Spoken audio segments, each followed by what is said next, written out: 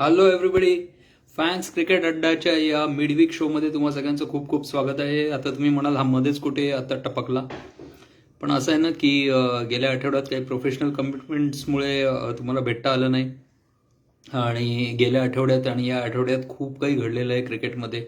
तर म्हटलं की गणपतीच्या दिवसाचा शो सुरू करण्या अगोदर काही गोष्टी आपण कव्हर करून घ्याव्या, म्हणजे बॅकलॉग काही आपल्याला राहणार नाही. सो आपण आजच्या फॅन्स क्रिकेट गप्पांना पटापट सुरुवात करूया. सर्वप्रथम गेल्या आठवड्यामध्ये वासू परांजपे हे आपले मुंबईचे खूप एक लिजेंडरी मुंबई क्रिकेटमधले व्यक्तिमत्व होतं. ते 82 वर्षाचे होते आणि ते आता आपल्यात नाही आहेत. सो त्यांना खूप भावपूर्ण श्रद्धांजली. वासू परांजपे खूप म्हणजे मोठं कॅरेक्टर होतं मुंबई क्रिकेटमधलं. दादर युनियनचे ते सर्वेसर्वा होते and he was very passionate about Dadar union. 60s-70sमध्ये ते फर्स्ट क्लास क्रिकेट खेळले होते. पण त्यांची ॲक्च्युली ही इज रिमेंबर्ड कारण त्यांच्या नंतरचं जे करिअर होतं कोचिंग मेंटॉरिंग त्याच्यामध्ये त्यांनी खूप जास्ती भरीव कामगिरी केलेली होती. बऱ्याच क्रिकेटर्सना त्यांनी घडवलं होतं लिटरली. तर त्यांचा मुलगा जतीन परांजपे हा सुद्धा भारतासाठी इंटरनॅशनल क्रिकेट खेळला. अगदी फार थोडा खेळला पण खेळला. म्हणजे अगदी कर्नल दिलीप वेंगसरकरपासून सचिन तेंडुलकर, सुनील गावस्कर, अगदी रोहित शर्मा हे सगळेजण कुठे ना कुठे या सगळ्यांच्या करिअरला वासू परांजपे सरांचं काहीतरी एक परिसस्पर्श झालेला आहे. सो अशा या मुंबई क्रिकेटच्या महान व्यक्तीला फॅन्स क्रिकेट अड्डाचा सलाम. त्यानंतर या आठवड्यात म्हणजे गेल्या आठवड्यातले शुक्रवारी अजून एक घटना घडली. ते म्हणजे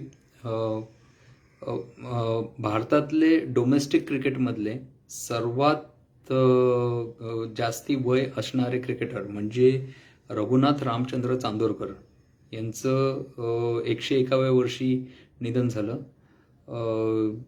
अंबरनाथ इथे त्यांचं निधन झालं. ते डोंबिवलीचे मूळ रहिवासी होते आणि यांनी 6 फर्स्ट क्लास मॅचेस खेळलेल्या होत्या मुंबई आणि महाराष्ट्रासाठी. सो आणि आपल्याबरोबर जे फिजिओ येतात हा त्यांचा सख्खा नातू आहे आणि एक दिवस आपण त्यांच्यावर एक स्पेशल सेगमेंट करणार आहोत लवकरच, या महिन्यात किंवा पुढच्या महिन्यात करू. सो यांना सुद्धा फॅन्स क्रिकेट अड्डाचा सलाम. सो ही सगळी जी मंडळी आहेत यांनी कुठे ना कुठे आपल्या क्रिकेटला हातभार लावलेला आहे आणि आपल्यासारख्या फॅन्सला त्यांनी हा गेम चेरिश करावा असे बरेच काही मुवमेंट्स दिलेले आहेत. कारण हे लोक जेव्हा एक ब्रिज बांधत येतात तेव्हा त्याच्यावर पुढची जी पिढी आहे ती एक चांगली वाटचाल करत असते. सो आता आपण सुरुवात करूया इंडिया आणि इंग्लंड चौथी टेस्ट मॅच.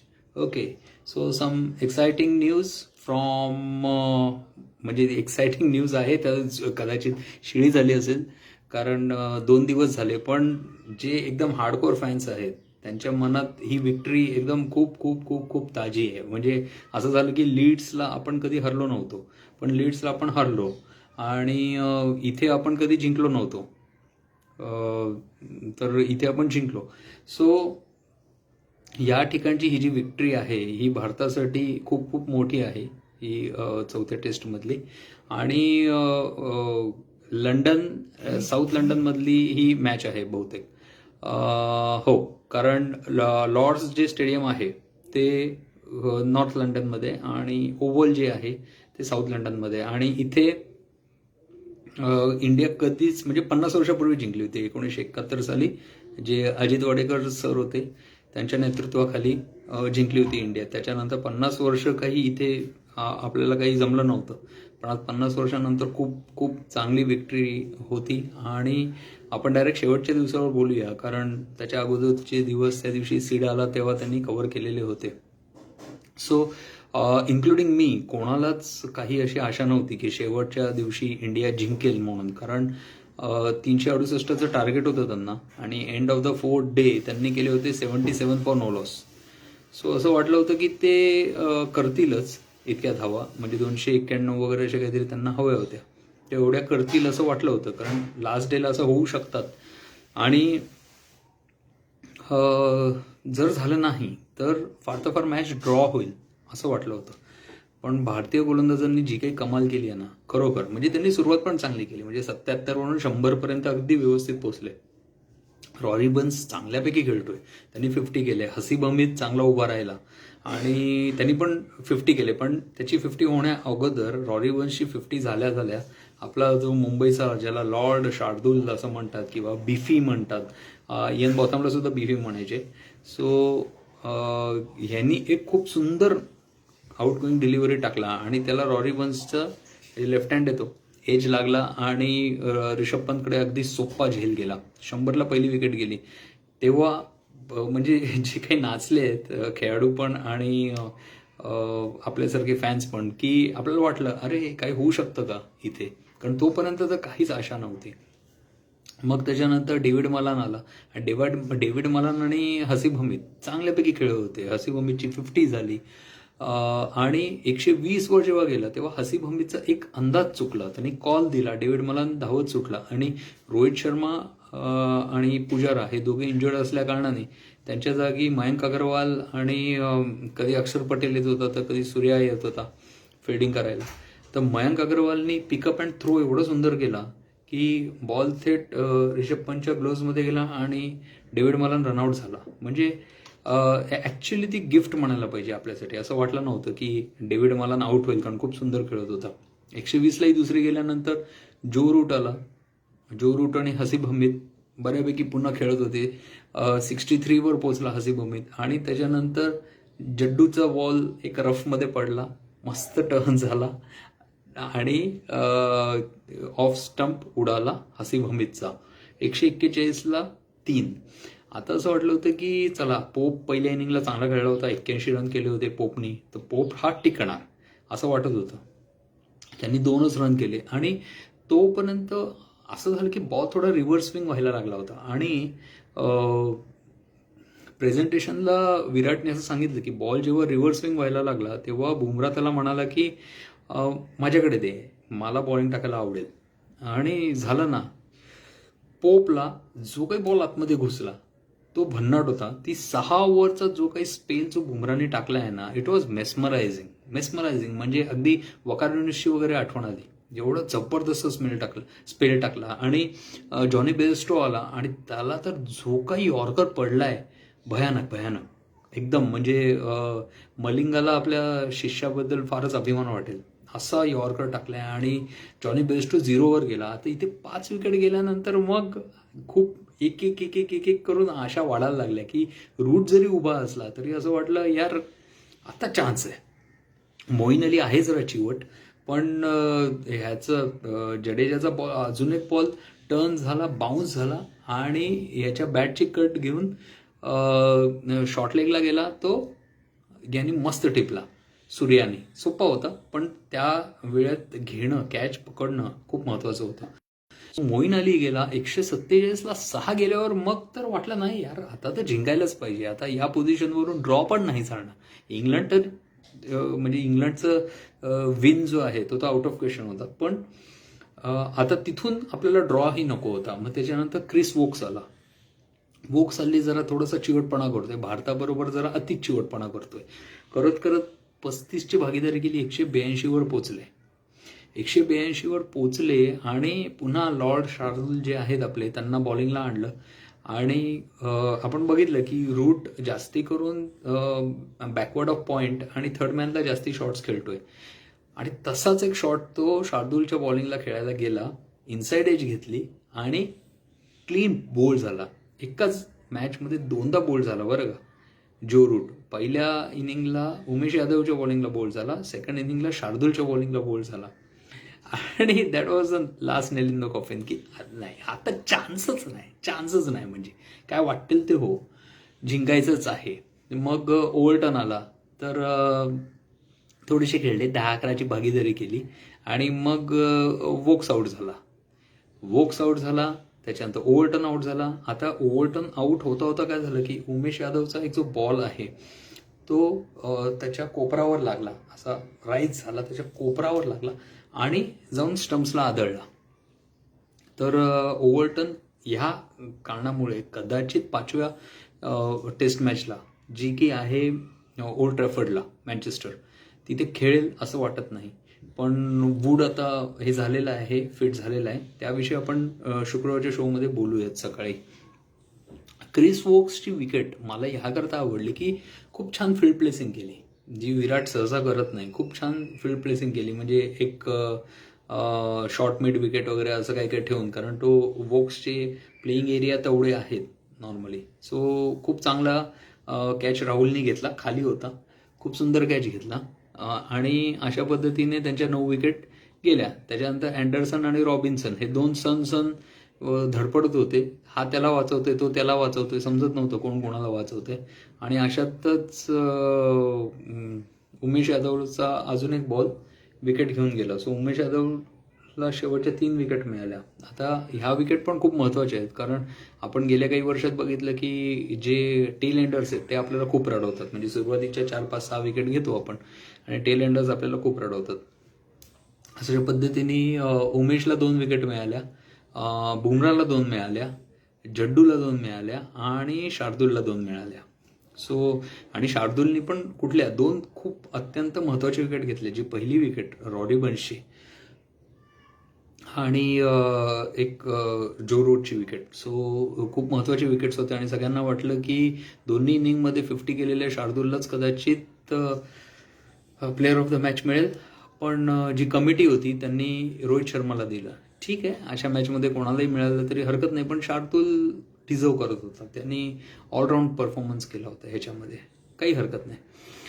आता अशा पद्धतीने आपण ही मॅच जिंकून 2-1 ची बढत घेतलेली आहे या सिरीजमध्ये. आता ही सिरीज आत्तापर्यंत अशी झालेली आहे की पहिली मॅच ड्रॉ झाली, ज्याच्यामध्ये आपलं वर्चस्व होतं. मग दुसऱ्या मॅचमध्ये आपण जिंकलो, तिसऱ्या मॅचमध्ये त्यांनी स्ट्रॉंग कमबॅक केला, तेही जिंकले. चौथ्या मॅचमध्ये आपण अजून स्ट्रॉंग कमबॅक केला, आपण जिंकलो. आणि आता 5व्या मॅचमध्ये ते कमबॅक करतात का आपण आपली पोझिशन मेंटेन करून, कारण काय सिरीजमध्ये आपण लिडिंग आहोत. जरी आपण ड्रॉ जरी झाली तरी आपण सिरीज जिंकणार आहोत. पण सध्याची जी आपली इंडियन टीम आहे ती ड्रॉ करता जाणार नाही, ती जिंकण्याच्याच उद्दिष्टाने खेळणार आणि तसंच असायला हवं आहे.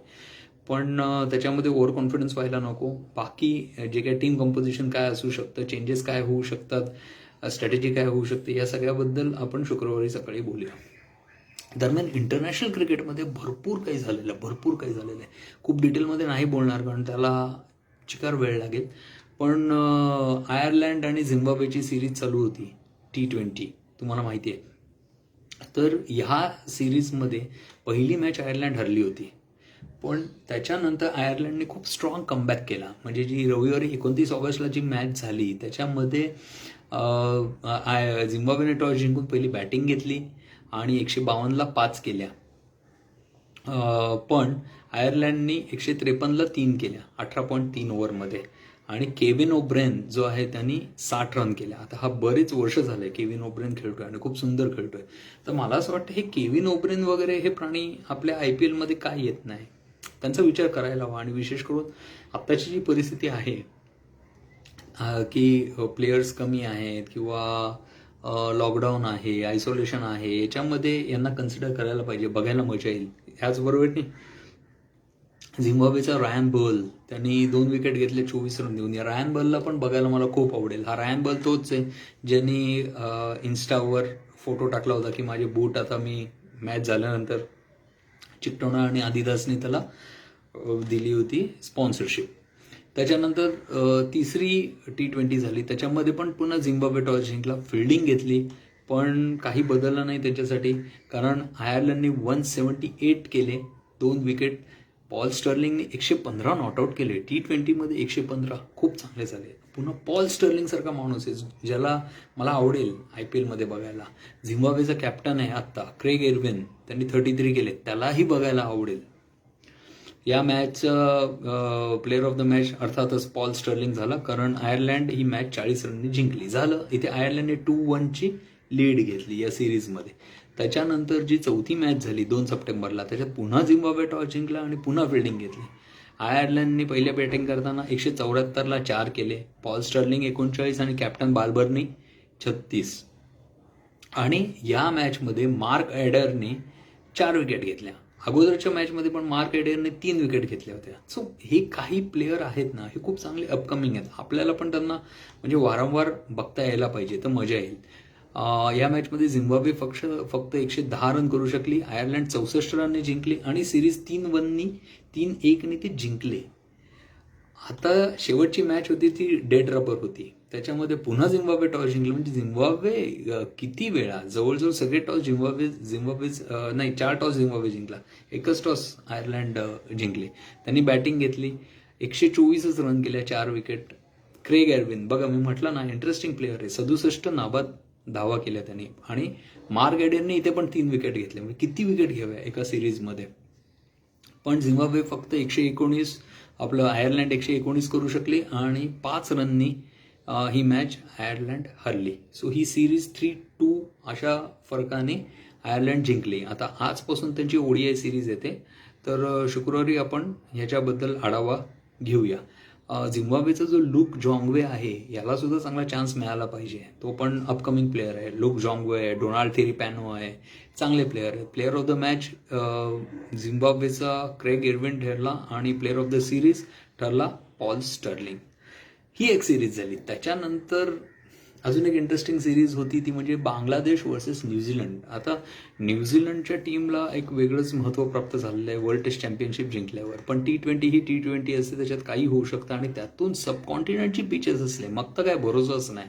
आणि सध्या बांगलादेश खूपच हायवर आहे. त्यांनी ऑस्ट्रेलियाला लोळवलं आहे, दाणात दाण उडवलेली आहे. आणि त्यांनी पहिल्या मॅचमध्ये न्यूझीलंडबरोबर काय करावं, तर न्यूझीलंडने टॉस जिंकून बॅटिंग घेतली आणि लिटरली हाराकिरी केली.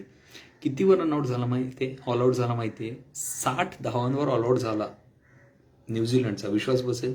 टॉम लॅथम कॅप्टन आहे त्यांचा आणि बांगलादेशचा कॅप्टन आहे महमूदुल्ला. 60 धावांवर म्हणजे पूर्ण 20 ओव्हर पण नाही खेळू शकले. एवढी हालत खराब झाली त्यांची.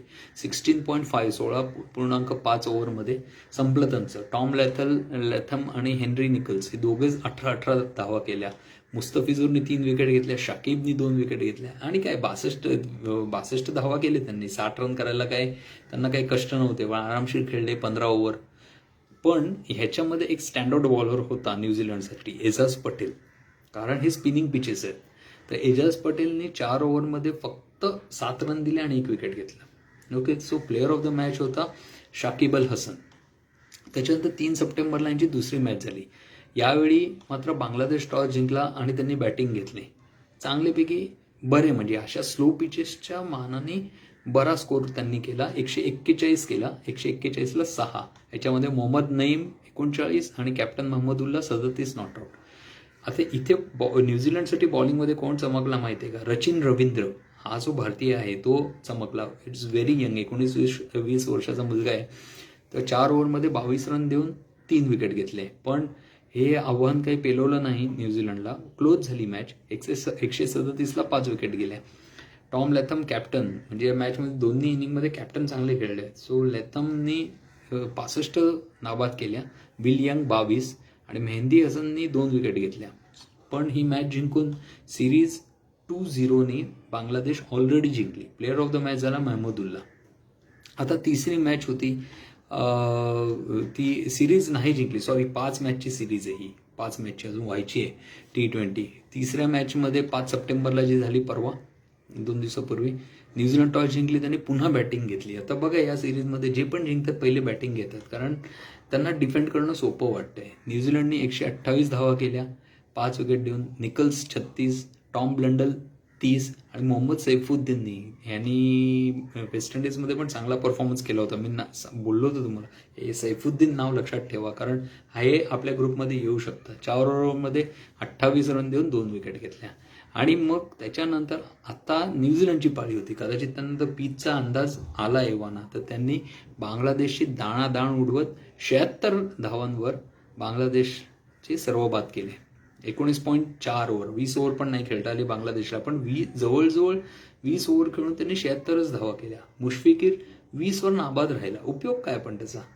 आणि एजाज पटेलची bowling analysis 4 over 16 run 4 wicket. So definitely player of the match तोच झाला. आणि कोल मॅकॉन्ची म्हणून एक आहे, त्यांनी 15 रन देऊन 3 विकेट घेतल्या. ही लो स्कोरिंग मॅच असून सुद्धा न्यूझीलंडने 52 रननी जिंकली न्यूझीलंड. सो एका लो स्कोरिंग मॅचमध्ये 50च्या वरचं डिफरन्स म्हणजे खूप जास्तीच म्हणायला हवा. सो आता सिरीज बांगलादेश लिडिंग आहे 2-1 आणि आज चौथी T20 खेळवली जाणार आहे या दोन संघांमध्ये. ओके, त्याच्यानंतर ODIची एक सिरीज चालू होती, ती म्हणजे श्रीलंका वर्सेस आफ्रिका. ओके, तर 2 सप्टेंबरपासून ही सुरू झाली. श्रीलंका टॉस जिंकली आणि घरच्या मैदानावर त्यांनी प्रथम बॅटिंग घेतली. बॅटिंग घेतल्यावर श्रीलंकेने 50 ओव्हरमध्ये 300 धावांवर 9 बाद 300 हा स्कोर रचला. अविष्का फर्नांडो 118 आणि चरिता असालंका, नाव लक्षात ठेवा हा, आपल्या विरुद्ध पण चांगला खेळला होता असालंका, 72. आता ह्या मॅचमध्ये श्रीलंकेचा कॅप्टन आहे दसून शनाका, आपल्याबरोबर पण त्यांनी चांगला परफॉर्मन्स केला दसून शनाकाने ॲज अ कॅप्टन. आणि आफ्रिकेचा कॅप्टन होता टेम्बा बोउमा, पण तो रिटायर हर्ट झाला पहिल्या या मॅचला. केशव महाराजनी 10 ओव्हरमध्ये 30 रन देऊन 2 विकेट घेतल्या आणि मॅच चांगली झाली. पण आफ्रिका फक्त 286 बनवू शकली 6 ओव्हरमध्ये, 6 विकेट देऊन 50 ओव्हरमध्ये. एडन माक्रम हा माझा खूप आवडता खेळाडू आहे, मला त्याची बॅटिंग खूप आवडते. माक्रम आणि क्लासेन हे दोन्ही चांगले आहेत. तर माक्रमनी 96 केले आणि वॅन्डर ड्युसननी 59 केले. अकिला धनंजयानी 10 ओव्हरमध्ये 65 रन देऊन 2 विकेट घेतल्या. सो श्रीलंका हार्डली 14 रननी जिंकली, पण सिरीजमध्ये वर गेली. त्याच्यानंतर दुसरी मॅच झाली 4 सप्टेंबरला. ह्यावेळी आफ्रिका टॉस जिंकली आणि त्यांनी ही बॅटिंग घेतली. सब कॉन्टिनेंटमध्ये बघा जास्ती करून टॉस जिंकून बॅटिंग घेतात. सो आफ्रिकेने 283 केले, 6 विकेट घेऊन. पाऊस पडला होता त्यामुळे ओव्हर्स कमी केलेले होते, 47 ओव्हरमध्ये 283 केले. यानेमन मलांनी सेंचुरी केली 121 आणि रिझा हेंड्रिक्सने 51 केले. आता या मॅचमध्ये म्हणजे गेल्या मॅचची इंजुरी मधून बाहेर नाही येऊ शकला टेम्बा बोउमा आणि कॅप्टन कोणाला केला असेल? सो कॅप्टन होता Keshav Maharaj.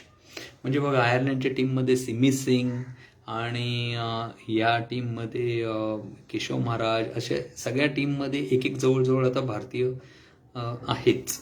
So they are making a good impact. So 284चं टार्गेट असलेल्या श्रीलंकेचे 197लाच सर्व बाद झाले 36.4 ओव्हरमध्ये. इथेही तरीसुद्धा असालंका चमकला, 77 धावा गेल्या. आणि त्याच्यानंतर चमिका करुणारत्ने यांनी आपल्याला खूप त्रास दिला होता. चमिका करुणारत्नेनी 36 धावा केल्या आणि तब्रेज शमसीनी 5 विकेट घेतल्या. खूप छान बॉलर आहे, लेफ्ट हँड बॉलर आहे तब्रेज शमसी, चायनामॅन. 49 धावा देऊन 5 विकेट घेतल्या. आफ्रिका ही मॅच 67 रन्सनी जिंकले डकवर्थ लुईस आणि सिरीज टाय झाली 1-1. आता मला थोडंसं नवल वाटलं की दिनेश चंडीमलला घेतलं त्यांनी तिसऱ्या मॅचला, पण मग आपल्या विरुद्ध जो खेळला होता मुलगा एक विनोद भनुका, खूप चांगला खेळला होता, तर त्याला का नाही खेळवलं? त्याला खेळवायला हवं होतं, चांगला एक्सपिरियन्स त्यालाही मिळाला असता. कदाचित T20मध्ये दिसेल सुद्धा, आपल्याला काही सांगता येत नाही. कारण 10 तारखेपासून म्हणजे परवापासून त्यांची T20 सिरीज होते. तिसरी जी झाली काल ODI, त्याच्यामध्ये पुन्हा श्रीलंका टॉस जिंकला, त्यांनी ही बॅटिंग घेतली आणि यावेळी पण ही लो स्कोरिंग मॅच झाली. 203-9 50 ओव्हरमध्ये. पुन्हा खेळला कोण? असालंका, टॉप स्कोरर 47 आणि दुष्मंता चमीरा 29. आता मला नवल वाटते की या तिन्ही मॅचमध्ये वनेंदू हसरंगा चालला नाही. त्याला आता RCBसाठी घेतल्या म्हणून त्याचं डोकं फिरलं की काय माहिती नाही, पण एवढी गेली 2 वर्ष कन्सिस्टंट परफॉर्मन्स करणारा वनेंदू हसरंगा या सिरीजमध्ये चालला नाही. होतं, ठीक आहे, प्लेअर आहे, प्रत्येक मॅचमध्ये परफॉर्मन्स येईलच असं काही सांगता येत नाही. पण केशव महाराजनी 10 ओव्हरमध्ये 38 रन देऊन 3 विकेट घेतल्या. शमसीनी पण चांगली बॉलिंग टाकली होती. 204चं टार्गेट असलेल्या आफ्रिकेची पुन्हा इथं दाणादाण उडाली आणि 30 ओव्हरमध्ये ते हार्डली 125 सर्व बाद करू शकले. याच्यामध्ये क्लासेन 22 आणि जो आहे मिहेश तिक्षाना हा याचा डेब्यू होता आणि त्यांनी 10 ओव्हरमध्ये 37 रन देऊन 4 विकेट घेतल्या. त्याची गंमत काय माहिती आहे का? म्हणजे हा काय पहिलाच खेळाडू नाही आहे तसं करायला, पण फार कमी खेळाडू आहेत की ज्यांनी आपल्या करिअरच्या पहिल्याच बॉलला विकेट घेतली. तर ह्यांनी पहिल्याच बॉलला विकेट घेतली या तिक्सानाने आणि खूप दमदार सुरुवात केली. त्याच्यानंतर दुष्मंता चमीरानी 4 ओव्हरमध्ये 16 रन देऊन 2 विकेट घेतल्या. त्यामुळे प्लेअर ऑफ द मॅच ठरला दुष्मंता चमीरा आणि प्लेअर ऑफ द सिरीज ठरला चरिता असलंका. कारण श्रीलंका ही मॅच 78 धावांनी हरली आणि 2-1 श्रीलंका सिरीज जिंकली. T20ची सिरीज त्यांची आजपासून सुरू होते. होता की नाही भरगच्च इंटरनॅशनल कार्यक्रम. ह्या व्यतिरिक्त बाकी ते युरो कपमध्ये वगैरे तर भरपूर मॅचेस होत आहेत.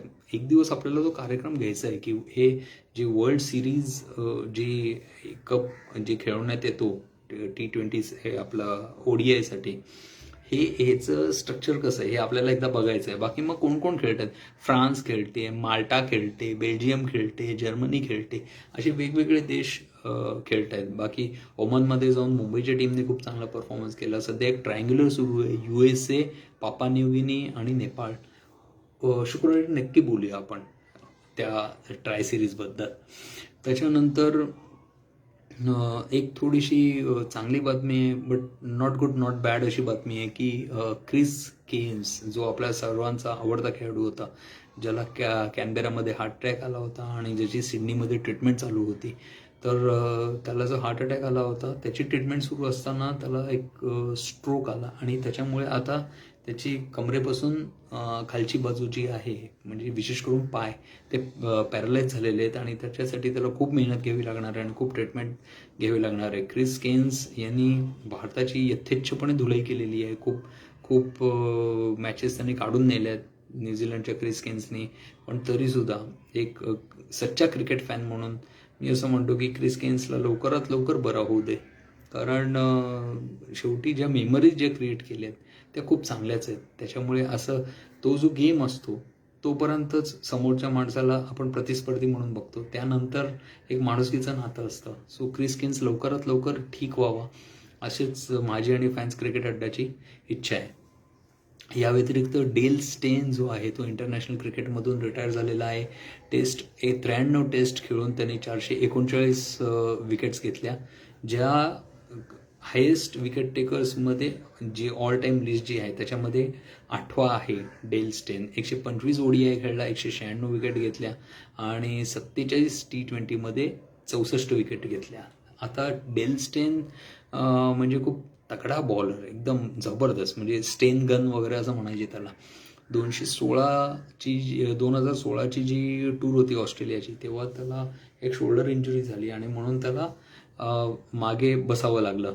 तर त्यांनी आपलं व्हाईट बॉल क्रिकेट वाढवण्याकरता टेस्ट क्रिकेटमधून 2019 साली त्यांनी रिटायरमेंट डिक्लेअर केली आणि आता PSL पण खेळला. PSLमध्ये त्यांनी IPL बद्दल जरा एक चुकीचं स्टेटमेंट केलं होतं आणि त्याबद्दल आपण जरा त्याच्या शिव्या पण घातल्या होत्या. पण ठीक आहे, आता तो रिटायर झालेला आहे आणि त्याचं करिअर खूप चांगलं होतं, त्याचा गेम खूप चांगला होता आणि आपण त्याचा गेम डेफिनेटली एन्जॉयच केलेला आहे. कारण ती बॉलिंगच तेवढी टॉप क्लास होती डेल स्टेनची. आपल्याबरोबर दोन वेळा त्यांनी 5 for घेतलेले आहेत. सो अशा हा डेल स्टेनला आपल्या शुभेच्छा आहेत त्याच्या पुढील करिअर करता. आता क्रिक बजवर किंवा क्रिक इन्फोवर वगैरे त्याचे काही शोज असतात ते आपण अधूनमधून कधीतरी बघतो. सो त्याचं जे ज्ञान आहे त्याचा साऊथ आफ्रिका क्रिकेटला जास्तीत जास्त उपयोग व्हावा, कारण सध्या त्यांचे पोझिशन खूप डाऊन आहे असं एक मला वाटतं. त्याच्यानंतर आजचा कार्यक्रम एक संपवण्या अगोदर, कारण हा फिलर इन ॲक्च्युली कार्यक्रम होता शुक्रवारच्या कार्यक्रमाच्या अगोदर, तर सीडनी ही गोष्ट कव्हर केली होती पॅरालिम्पिक्सची, पण मला एक फायनल त्याला एक टच देऊन त्याची सांगता करायची. ते म्हणजे टोकियो पॅरालिम्पिक्सची सांगता 5 तारखेला झाली आणि 5 तारखेला झाल्यावर फायनल टॅलीमध्ये भारताने ट्रिमेंडस परफॉर्मन्स केला आहे. 5 गोल्ड, 8 सिल्वर, 6 ब्रॉन्झ.